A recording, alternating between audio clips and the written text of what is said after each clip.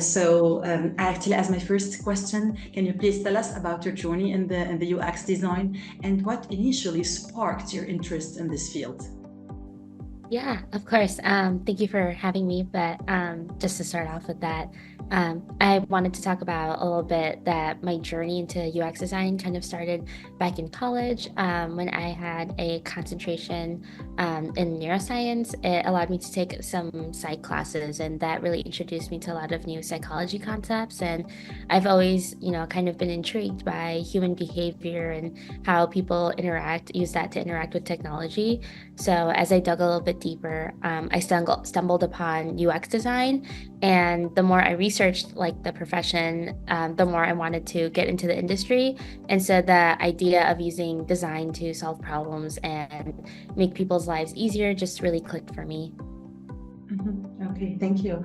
And actually, you are the one who wrote the curriculum. You are the one who designed the curriculum for the paper airplanes students. So could you please share with us some highlights from the curriculum you developed for the UX design, and what were the key concepts or skills you emphasized?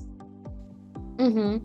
Yeah, so when I was putting together the curriculum for UX design, I wanted to cover like all of the really cool stuff that gets designers excited. So we talked about everything from like how to dig deep into user research, um, to kind of crafting sleek wireframes and prototypes. But most importantly, I really wanted to emphasize the idea of putting users at the center of everything that we do, and how in this industry, we are always learning and updating our methods to create some of the most like advanced and user-friendly products.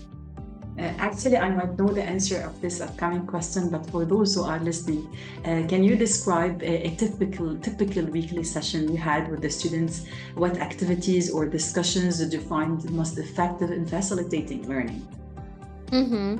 So a typical like weekly session with the students considered like it had a combination of lectures and example activities and group discussions. So we would start by introducing new concepts or skills, and we would follow it by, these practical exercises where students would see examples and apply what they learned to real world design challenges.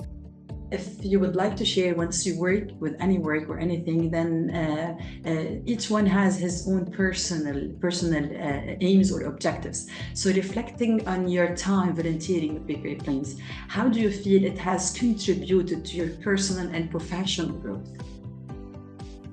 So volunteering with Paper Airplanes really has contributed a lot to my personal and professional growth, because it's allowed me to take my teaching and mentorship skills and also deepen my own understanding of UX design principles. Since it's an industry that's constantly changing, I always have to make sure I'm updated and teaching the most updated principles. And then also like making just that meaningful impact in the lives of others. So the experience really has reinforced my passion for education and mentorship, and really inspired me to continue seeking opportunities and try my best to kind of give back to my community.